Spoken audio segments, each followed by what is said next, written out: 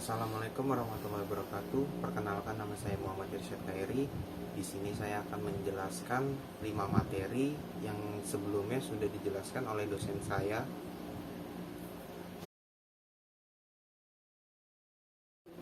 Yang pertama itu ada materi pertama ditemai oleh diagnosis jiwa melalui critical thinking. Mengenal diri sendiri.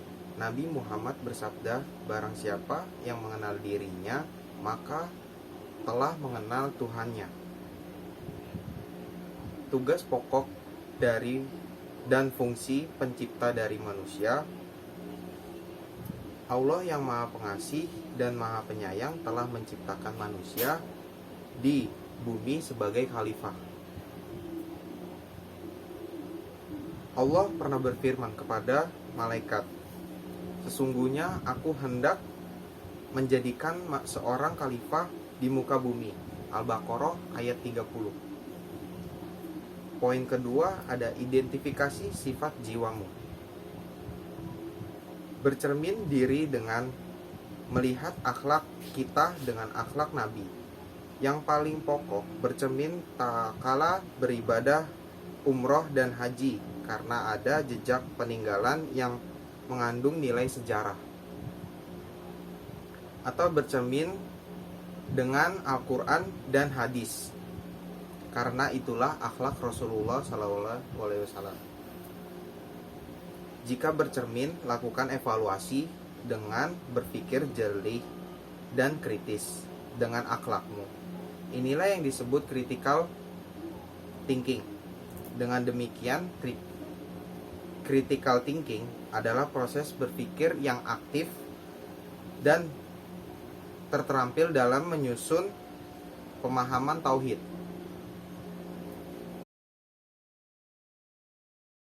Berikutnya ada materi kedua yang bertemakan arti komunikasi. Komunikasi adalah proses transfer pesan kepada pihak lain. Pesan yang disampaikan adalah sama yang diterima. Oleh karena itu, komunikasi berasal dari komunis, yang artinya sama. Allah melalui contoh nabinya melatih manusia untuk berkomunikasi dengan Allah melalui sholat. Dalam ibadah haji pun berlangsung komunikasi melalui bahasa Rumania, di mana ruh dibimbing oleh bahasa lisan dengan keras mengucapkan kalimat tauhid melalui tabliyah, tahmid, takbir, dan tahlil. Poin kedua, komunikasi tauhid. Komunikasi tabiyah secara bahasa artinya aku menyebut panggilannya dengan ucapan labaik, berarti orang yang melaksanakan umroh dan haji sedang melangsungkan self communication atau berbicara dengan hati kepada Allah yang Maha Pencipta.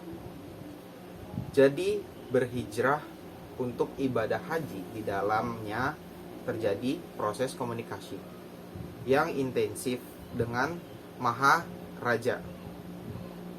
Komunikasi akan berjalan dengan baik andai kata disampaikan dalam gelombang frekuensi yang sama. Unsur komunikasi ada 5. Yang pertama, pemberian pesan atau sumber. Yang kedua ada pesan. Yang ketiga ada media penyampaian pesan. Yang keempat penerimaan pesan. Yang kelima perubahan perilaku.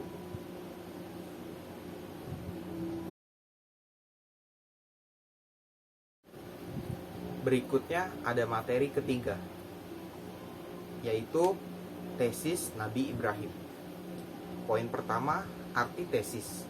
Tesis artinya ungkapan pernyataan yang didukung dengan argumen yang kuat. Istilah tesis digunakan untuk menunjukkan bahwa ungkapan pertanyaan Nabi Ibrahim sebagai sebuah kesimpulan setelah melalui proses berpikir yang sahih, kemudian mengujinya melalui fakta-fakta yang ada dan akhirnya disimpulkan kebenarannya yang hakiki, dan tentu saja dengan konsekuensi resiko ujian dari masyarakat sekitar. Poin kedua, tesis Tauhid Nabi Ibrahim. Langkah inovasi dan pembaruan bagi masyarakat yang tenggelam dalam kebodohan, sehingga tenggelam dalam kesesatan dan keterpurukan bangsanya. Karakter beliau adalah karakter pemberani dan tangguh dalam prinsip ideologi, sehingga berani melawan arus ideologi bangsa pada zamannya.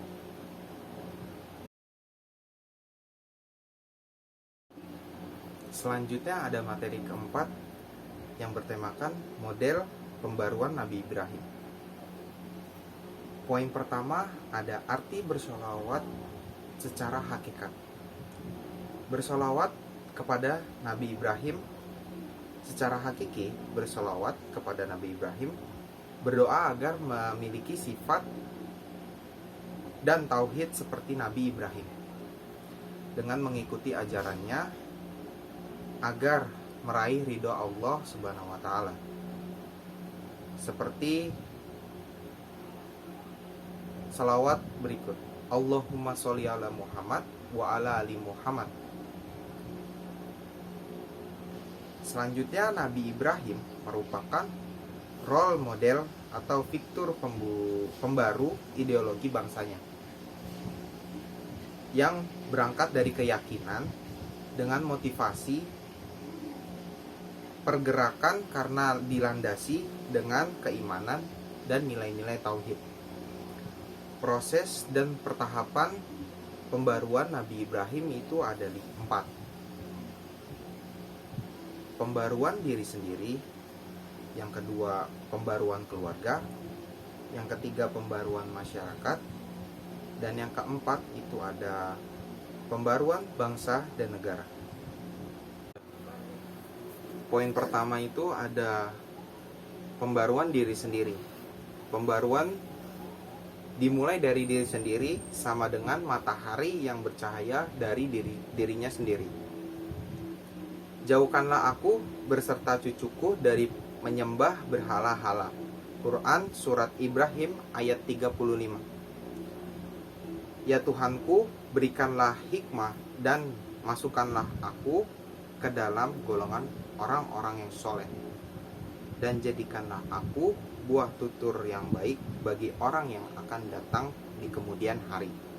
Quran Surat Asy-Syara ayat 83 sampai ayat 84. Yang kedua, ada pembaruan keluarga.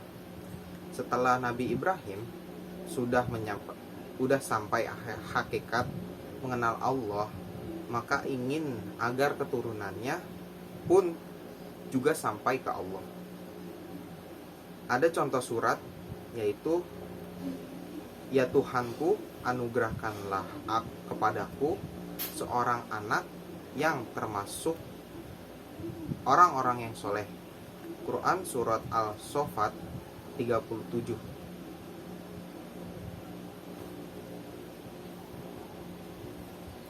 Yang ketiga ada pembaruan masyarakat. Nabi Ibrahim telah memikirkan nasib umat tidak saja pada zamannya, namun sudah dipikirkan dari masyarakat pada masa yang akan datang. Beliau telah melampaui ruang dan waktu, serta antar generasi agar melakukan konstruksi tauhid dan membuang kesyirikan kepada Allah Subhanahu wa Ta'ala. Yang terakhir, pembaruan bangsa dan negara. Analogi, Nabi Ibrahim sangat memperhatikan nasib bangsa dan negaranya, sehingga beliaulah seorang nabi yang nasionalis demi ajaran tauhid agar diimplementasikan dengan benar.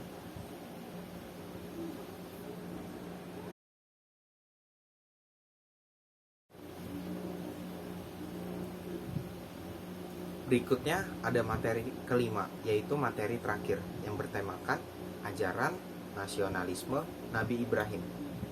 Poin pertama, Al-Quran adalah kitab yang harus dipahami untuk memberikan pembeda, penjelas yang dari alam kegelapan karena terlalu mencintai dunia sampai tidak memperhatikan jalan yang diharamkan.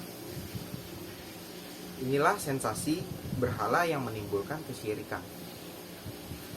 Di dalam Al-Quran dijelaskan tentang jalan menuju Allah yang maha perkasa, maha terpuji, yang ada memiliki kekuasaan dan kepemilikan semua yang ada di langit dan bumi termasuk diri kita.